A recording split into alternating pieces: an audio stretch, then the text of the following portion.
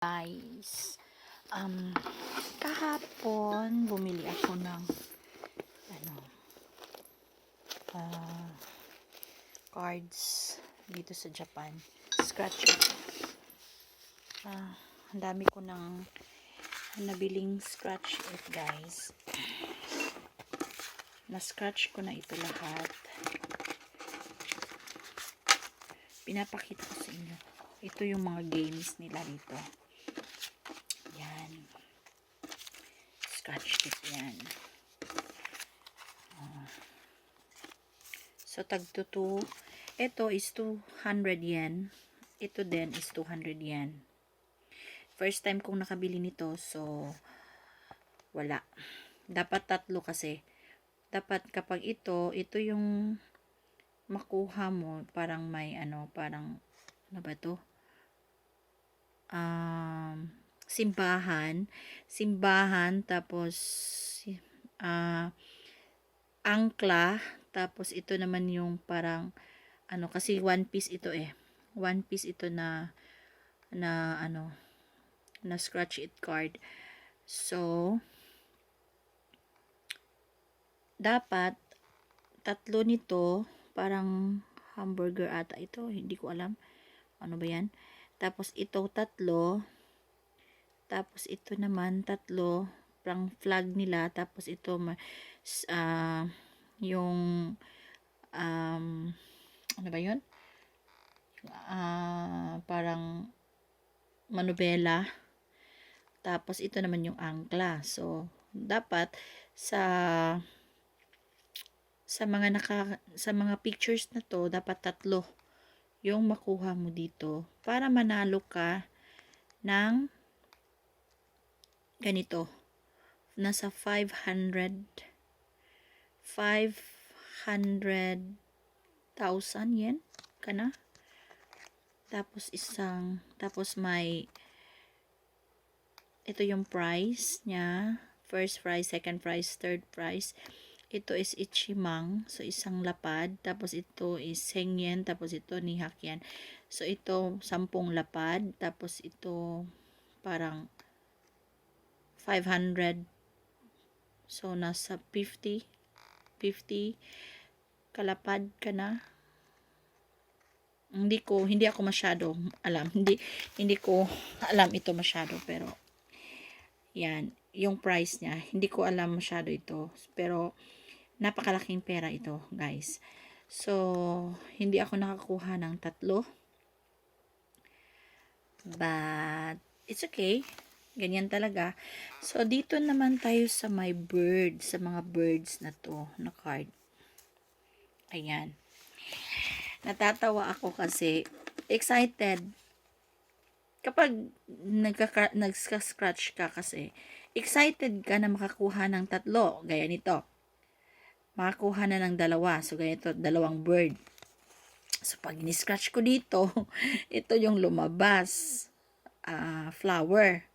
Tapos, dalawa na namang butterfly. Tapos, flower ulit. So, ang nangyari, dalawa-dalawa lang. Hindi naging tatlo. So, kapag tatlo kasi, tatlong bird, ito yung makukuha mo. 100 kalapad ka na. Ito, hindi ko talaga siya masyadong alam. Pero, I think 100 kalapad. Tapos, ito, 5 kalapad ka na. Or, hindi ko siya masyadong alam.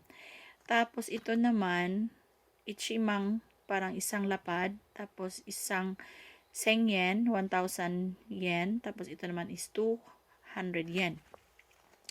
So, ito yung mga pictures ulit na dapat mong makuha sa card mo.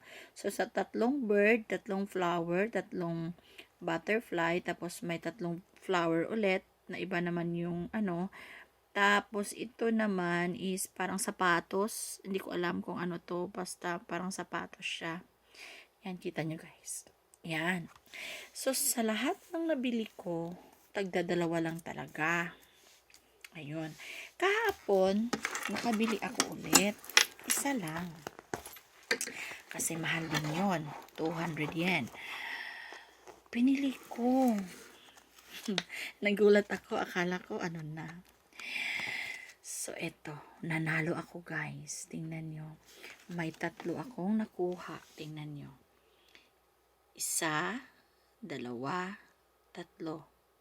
So, may 3 akong nakuha sa ganitong, yan, sa panghuli. So, binili ko tong card is 200 yen. Nanalo din ako ng 200 yen. So, balik taya lang guys. So, mamaya, i-change ko ito. At bibili ulit ako ng ganito. Baka naman next time, malaki-laki na yung premyo. Baka ito na, 100 yen na. O di kaya, pang 3. Isang lapad na. O di kaya, 5 lapad. O di kaya, ito. So, wish me luck guys. And I hope, sa susunod na vlog ko, ipapakita ko na sa inyo yung pag-scratch it ko talaga, yung pag-scratch ko talaga, kung mananalo ba tayo o hindi. So guys, no?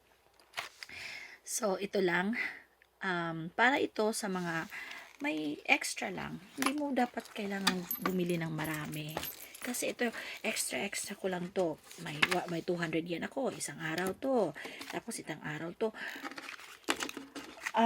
Kapag nalilikom na kasi ito, dumadami na. So, marami ka na rin nagagasto ng pera.